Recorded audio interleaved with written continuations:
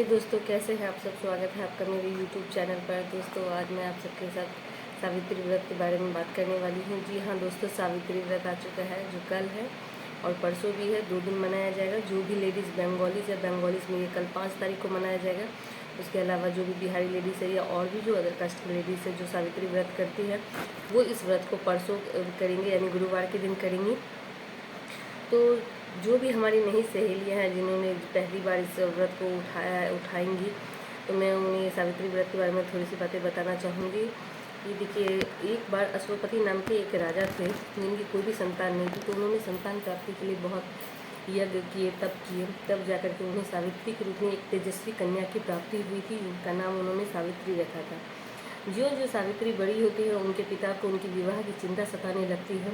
और सावित्री जब विवाह योग्य हो जाती है तो उनके पिता उन्हें ये कहते हैं कि पुत्री, अब तुम विवाह योग्य हो चुकी हो तो तुम अपने लिए अपनी इच्छानुसार वर का चयन कर सकती हो। पिता की से इस आज्ञा को पाकर सावित्री कुछ मंत्रियों के साथ, अपने कुछ राज्यकर्मियों के साथ वो उस योग्य वर को ढूंढने के लिए निकल जाते हैं। बहुत महलों में, गुरुओं के आश्रम में, जंगलों में इधर उधर घूमने के बाद सावित्री की नज़र सत्यवान पर पड़ती है। सत्यवान को देखते ही और सत्यवान का उनकी माता प्रति, पिता के प्रति इस प्रकार की निष्ठा को देखते हुए ही सावित्री उसे मन ही मन अपने पति के रूप में स्वीकार कर लेती है। सावित्री जब अपने पिता अश्वपति के पास आती है उन्हें यह न्यूज़ देने के लिए, उन्हें समाचार देने के लिए, तो उस समय भगवान श्री नारद मुनि वहीं उपस्थित थे।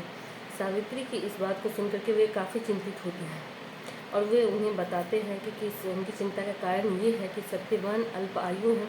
उसकी आयु मात्र 12 वर्ष की ही है, जो अब मात्र 1 वर्ष बची हुई है।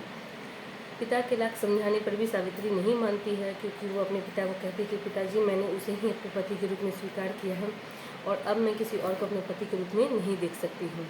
बेटी की इस हट के आगे उनके पिता को भी झुकना पड़ता है और वो सावित्री का विवाह सत्यवान के साथ होता है। सावित्री का विवाह जब सत्यवान के साथ हो जाता है और सत्यवान के पास मात्र 1 वर्ष की ही आयु और बचती है, जो जो समय बीतता जाता है सावित्री की चिंता और भी बढ़ती जाती है और वो भगवान की आराधना में, पूजा पाठ में लग जाती है। जब सत्यवान की आयु शेष होने में मात्र 4 दिन ही बचे थे तो वो वन की ओर जाने लगता है। पत्नी भी उसके साथ जिद करने लगती है कि वो भी उसके साथ जाएगी, लेकिन सत्यवान के समझाने पर भी वो नहीं समझती है। सास ससुर भी अपनी सावित्री के आगे थक हार कर सत्यवान को उसे अपने साथ ले जाने को कहते हैं। जब सत्यवान और सावित्री दोनों वन की ओर जाते हैं और सत्यवान की आयु का आखिरी दिन रहता है, तो सत्यवान पेड़ पर बैठकर लकड़ी काट रहा था। अचानक उसके सिर में तेज दर्द होता है। सावित्री समझ जाती है कि उनके पति का अंतिम समय आ चुका है।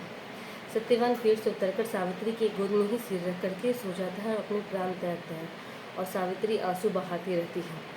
तभी सावित्री देखती है कि एक भीमकाय रूप धारण की एक देव उनकी तरफ आते हैं, जो स्वयं यमराज रहते हैं। सावित्री को वो बोलते हैं कि अब तुम्हारे पति का आखिरी समय हो चुका है और मैं इसके प्राण लेने आया हूँ और मैं इसके प्राण लेकर के जा रहा हूँ। और वो सत्यवान के प्राण लेकर के जाने लगता है। तो सावित्री का भी उसके प्रति प्रेम, निष्ठा और आत्मसमर्पण था, वो भी उसके साथ जाने लगती है। प्रभु यमराज के लाख समझाने पर भी वो वापस नहीं जाती और वो यमराज के पीछे पीछे चलने लगती है। तो यमराज उनसे कहते हैं कि मैं तुम्हें तुम्हारे पति के प्राण के बदले कोई भी वर देने के लिए तैयार हूँ, तुम वर मांगो। तो सावित्री उससे 3 वर मांगती है। पहला वर सावित्री उससे यह मांगती है कि उसके ससुर का जो भी राजपाट उनसे ले लिया गया था वो उन्हें वापस मिल जाए। दूसरा वर सावित्री यह मांगती है कि उनके पति के जो माता पिता है, यानी उनके सास ससुर, उनके नेत्र नहीं है तो उन्हें उनके नेत्र मिल जाए। ये भी वर यमराज उन्हें दे देता है और फिर भी सावित्री उनके पीछे जाने लगती है। तब यमराज के द्वारा उसे एक और आखिरी वर मांगने के लिए कहा जाता है। वो कहते हैं कि तुम अपने पति के प्राण को छोड़कर के कुछ भी मांग लो। तो सावित्री कहते हैं कि हे प्रभु, मुझे सत्यवान से 100 यशस्वी पुत्र प्राप्त हो। और यमराज उसे ये वर दे देता है। तो जब वापस ये वरदान देने के बाद यमराज जाने लगते हैं तो सावित्री कहते हैं कि प्रभु, बिना मेरे पति के मुझे 100 यशस्वी पुत्र कैसे प्राप्त होंगे। पत्नी का अपने पति के प्रति ऐसा प्रेम निष्ठा देखकर यमराज भी हार मान जाते हैं और उन्हें सत्यवान के प्राण वापस लौटाने पड़ते हैं। तो दोस्तों ये थी सत्य और सत्यवान की कथा। और जो भी हमारी सहेली है जो प्रथम बार वट सावित्री का व्रत उठा रही है, जो कर रही है, मैं उन्हें थोड़ा सा बताना चाहूँगी कि सावित्री व्रत में वट वृक्ष के अलावा लाल फूल, पीले फूल, नए वस्त्र, जो प्रथम बार इस पर पूजा को उठा रही हैं तो उनके लिए नए वस्त्र से ही बने वर वधू का जोड़ा, मौसमी फल जो भी आम, लीची, तरबूज जो भी आप पाते हैं वो फल, धूप, घी, अगरबत्ती, बांस का पंखा, इस प्रकार के सामान लगते हैं। और गुरुवार को यह सुबह में सूर्योदय के साथ ही लगेगा और शाम संध्या 5 बजे तक रहेगा। और पूजा करने का बहुत अच्छा मुहूर्त 11:52 से लेकर 12:48 तक का माना गया है। तो दोस्तों, सहेलियों, मेरी आप सबको हार्दिक शुभकामनाएं सती व्रत के लिए, और आप सबका व्रत बहुत अच्छे से बीते।